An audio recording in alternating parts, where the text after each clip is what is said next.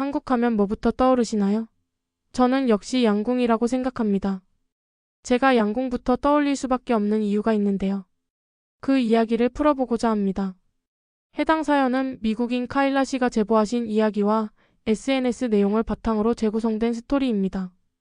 영상 시작 전 구독과 좋아요는 저에게 큰 힘이 됩니다. 안녕하세요. 저는 미국인 카일라입니다. 저는 취미로 양궁하시던 아버지와 아마추어 사격 선수셨던 어머니 밑에서 태어났습니다. 그래서인지 쉽게 접할 수 있었던 것이 바로 사격과 양궁이었는데요. 저희 집안은 타고난 사냥꾼 집안이라고 했던 것이 기억납니다. 이런 유전자 덕분인지 어릴 때부터 양궁과 사격의 두각을 보이기 시작했죠. 아무래도 사격은 총을 이용한 것이기에 위험하다고 생각하셨는지 양궁에 초점을 두시고 저를 키우셨어요. 둘 다 위험한 물건임은 틀림없지만 이 집안에서 태어난 이상 못한다는 것은 말이 되지 않았으니까요. 생각해보면 제 방에는 갖가지 장난감, 총과 활 등이 자리를 잡고 있었죠. 누가 보면 남자아이의 방이냐고 할 정도였어요. 하지만 저는 그런 활동적인 것들을 굉장히 사랑했습니다. 우리 집은 도심 한복판에 있던 것이 아니라서 놀거리가 별로 없었거든요. 그래서 저는 항상 장난감 화살과 활을 가지고 들과 산을 뛰어다녔습니다. 장난감 화살로 표적을 맞히면서 놀았어요. 그렇게 저는 자연 속에서 건강하게 자라났습니다. 부모님은 제가 장차 미국의 국가대표가 될 것이라며 주위 사람들에게 자랑을 아끼지 않으셨죠. 부모님의 기대에 부응하기 위해 저는 더 양궁에 매달렸습니다. 학교를 끝마치고 친구들이 같이 놀자고 해도 그 모든 것을 거부하고 양궁 연습을 했죠. 제 재능을 더 키우고 싶던 부모님은 양궁과 관련된 학교를 찾기 시작하셨어요. 양궁부가 있는 초등학교에 들어간 저는 누구보다 두각을 드러내기 시작했죠. 담당 코치는 저를 제대로 키워보고 싶다면서 다른 아이들과는 다르다고 말하고는 했습니다. 그런 말들을 듣다 보니 제가 정말 최고라는 생각이 들기 시작하더군요. 사실 미국에서 양궁은 그렇게 인기 있는 스포츠가 아닙니다. 그래서 관련 내용을 특별히 보도하지 않는 편이었는데요. 어떻게 된 것인지 지역 사회에서부터 저에게 관심이 쏟아지기 시작했습니다. 제가 미국 양궁을 빛낼 신의 아이라며 칭송하는 기사가 나올 정도였죠. 그런 기사까지 접하게 되자 이미 세계 최고의 양궁 선수가 된 것처럼 느껴졌습니다. 그도 그럴 것이 미국 유명 토크쇼에서 섭외 연락까지 왔거든요.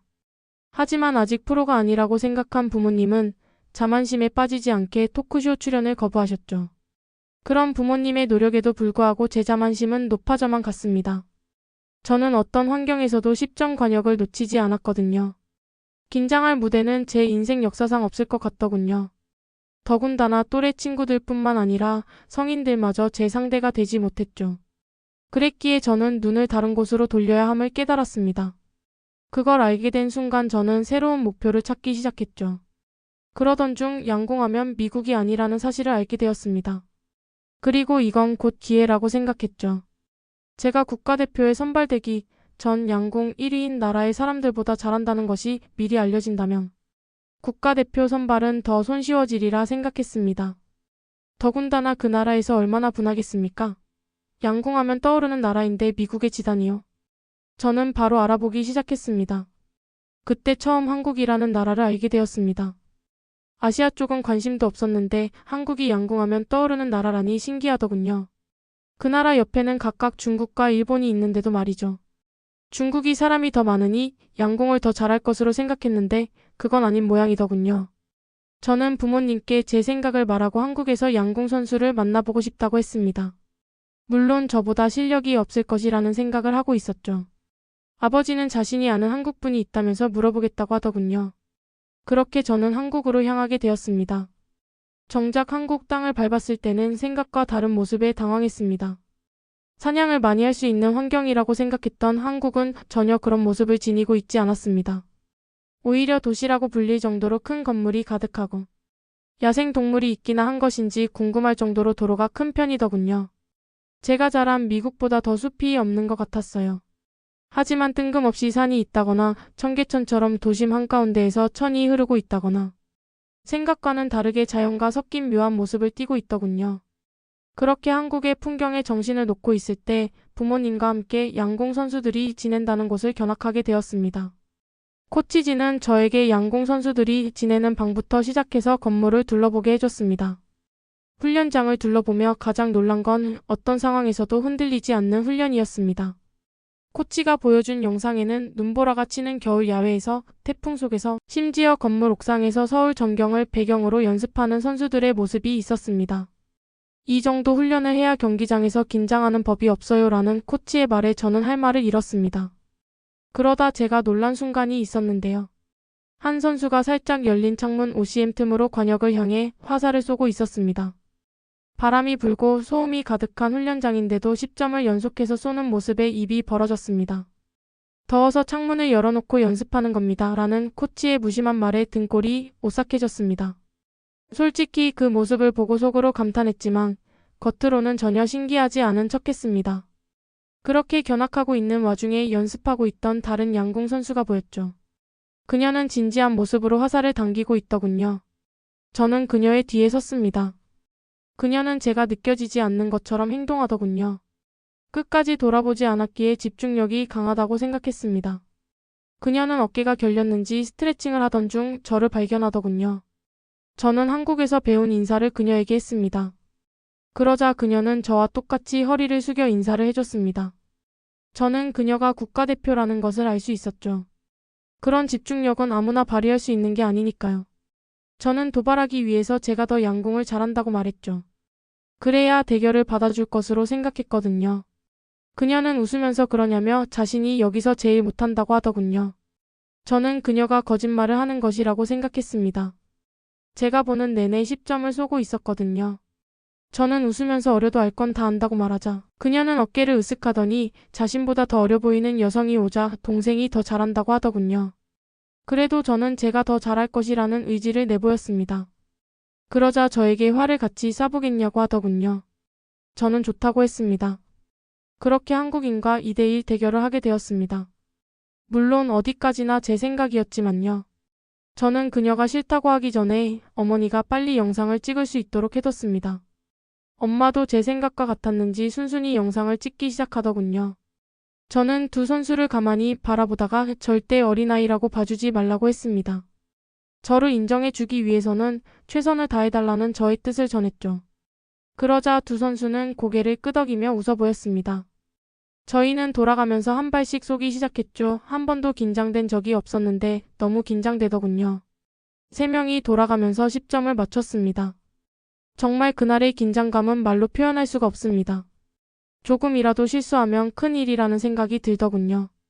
미국에서는 저 외에는 10점을 연속으로 쏜 것을 본 적이 없었는데 두 선수는 저와 수준이 달라 보였습니다. 하지만 제가 이길 것이라는 것을 믿어 의심치 않았죠. 한 발 한 발 쏠 때마다 심장이 튀어나올 것 같더군요. 제가 마치 국가대표가 되어 싸우고 있는 느낌이었어요. 옆을 보니 두 선수는 정말 평화롭게 쏘고 있었습니다. 저와는 반대되는 표정을 보니 오히려 더 심장이 터질 것 같았어요. 저는 평정심을 잃고 잘못 겨냥했습니다. 일부러 오조준을 하지만 그건 정말 말도 안 될 정도였죠. 화살은 관역에 꽂히지 못하고 힘없이 떨어졌습니다. 제가 이렇게 정신이 약했나 싶더군요. 그 하나 잘못 쏜 것이 메꿀 수 없는 점수 차이를 만들어냈습니다. 결과는 제 예상과 다르게 흘러갔죠. 제가 한 번도 생각해 본 적 없는 패배를 경험했던 겁니다. 저는 입술을 꼭 문 채 스포츠맨십을 지키기 위해서 결과에 승복했습니다. 다른 두 선수와 악수하려는데 민망하고 분한 감정들이 올라와 눈물이 터져나오더군요. 저는 끝내 화를 끌어안고 펑펑 울었습니다. 도저히 양궁을 계속할 자신이 없더군요. 부모님이 당황하면서 저를 달래려고 노력했지만 소용없었습니다. 이러한 광경을 지켜보던 두 선수는 그럴 수 있다면서 제 마음을 공감해 주더군요. 그러면서 그 주변에 한국인들이 와서 저를 달래주었습니다. 제 실력은 정말 뛰어나다면서 곧 있으면 미국의 메달을 뺏길까봐 걱정된다고 하더군요. 말도 안 된다는 생각이 드는 말이었지만 그래도 그들이 따스한 마음이 느껴졌습니다. 저는 눈물을 겨우 멈추고 그들에게 정식으로 악수를 신청했죠. 놀라운 일은 그 다음에 벌어졌습니다. 숙소로 돌아와 코치가 보여준 최근 국가대표 선발전 영상은 전율 그 자체였습니다. 좀 전 그 두 선수보다 더 어린 소녀가 세계 신기록을 세우고 있었습니다. 이 아이들은 작년 올림픽 금메달리스트예요. 아직 경기에 못 나가서 아쉽다고 투덜대고 있죠. 그리고 그 두 선수가 국가대표도 아니라고 알려주시더군요. 제가 큰 충격을 받았더니 그 둘은 이번 선발전에서는 떨어졌다고 하셨습니다. 제가 졌는데 국가대표도 아니라니 말을 들어보니 오직 실력으로만 국가대표를 뽑는 것 같더군요. 저는 그제야 깨달았습니다. 한국 양궁은 1등부터 10등까지가 모두 세계 최고 수준이라는 걸요. 그래서 양궁이 세계 1위가 되는 건가 싶기도 했지만 한국인 유전자의 양궁을 잘할 수밖에 없는 것이 있나 싶었죠. 저는 그날 많은 생각을 했습니다. 그동안 제가 자만심을 가지고 살았던 것, 양궁을 잘해서 미국을 빛낼 희망이라던 언론 전혀 부담감이 없었는데 갑자기 모든 것이 부담으로 다가오더군요. 그만두는 것이 좋지 않을까? 라는 생각이 들었지만 포기하지 않기로 했습니다. 다만 다른 길을 선택하기로 했죠. 바로 한국에서 양궁을 배우는 것입니다. 부모님은 처음에 반대하셨어요. 부모님도 직장 때문에 한국에 정착하는 것은 무리가 있었고 저 혼자만 한국으로 유학 보내기도 어려웠으니까요. 결국 현실적으로 방안을 선택하기로 했습니다. 미국으로 돌아가자마자 바로 한국 코치가 있는 아카데미에 들어간 것이죠. 그 덕분에 제 실력은 더 늘어날 수 있었죠. 현재는 한국에서 양궁에 대해서 더 배워가는 중입니다. 처음에는 한국을 이기고 싶다. 는 패기가 있었지만 이제는 한국처럼 되고 싶다. 라는 열망이 생기게 되었습니다.